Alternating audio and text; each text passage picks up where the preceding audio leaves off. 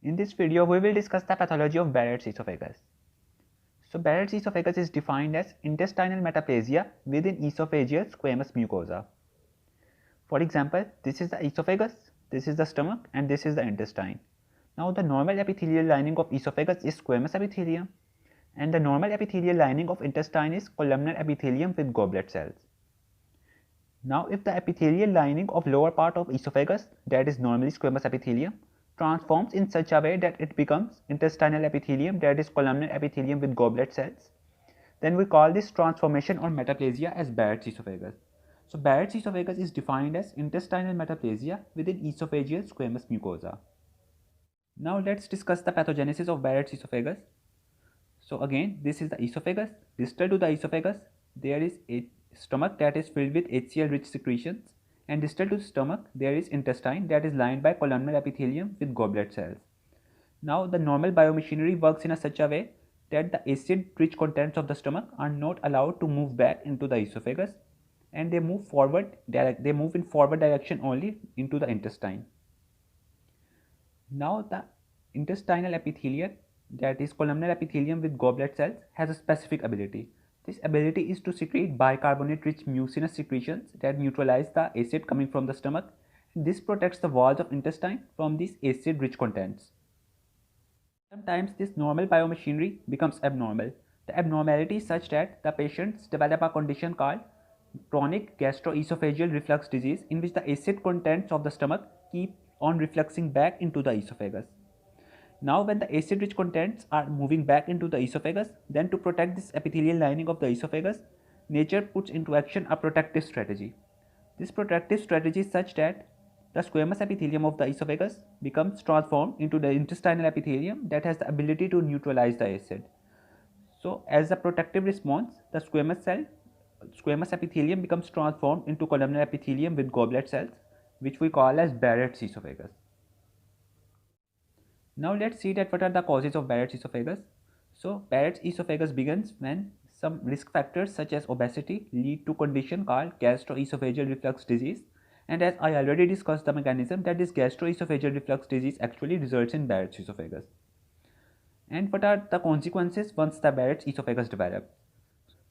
So when this abnormal epithelium develops in the lower part of esophagus, this abnormal epithelium undergoes dysplastic changes, and this dysplasias can later transform into the esophageal carcinoma. So we can say that Barrett's esophagus can lead to esophageal carcinoma, and this esophageal carcinoma is specifically of adenocarcinoma type.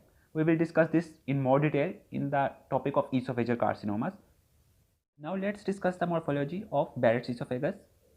So grossly, the Barrett's esophagus is visible as red velvety mucosa extending upward from gastroesophageal junction. For example, if this is the esophagus and this is the stomach, then if you are passing an endoscope down into the esophagus, then at the level of gastroesophageal junction, what you see on the magnified screen, you see red velvety lesions.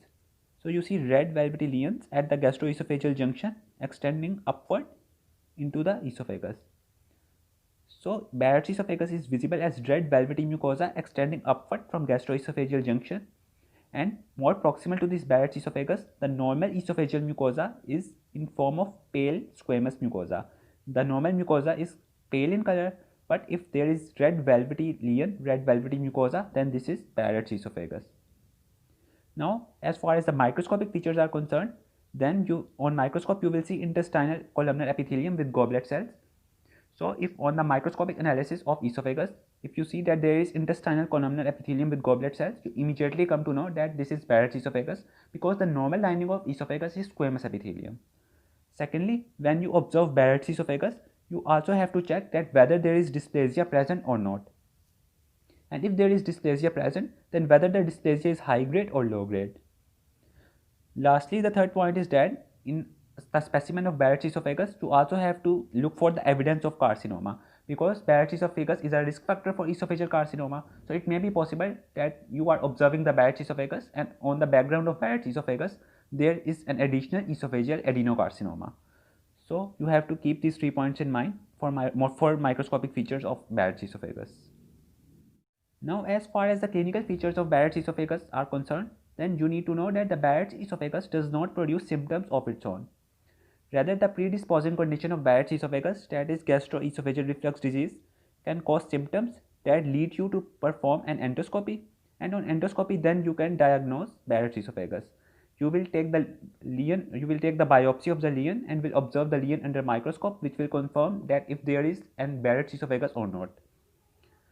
Lastly, the question is whether you are going to treat the Barrett's esophagus or not. The answer is that if there is Barrett's esophagus but there is no dysplasia or carcinoma, then you don't treat it, you only do periodic surveillance.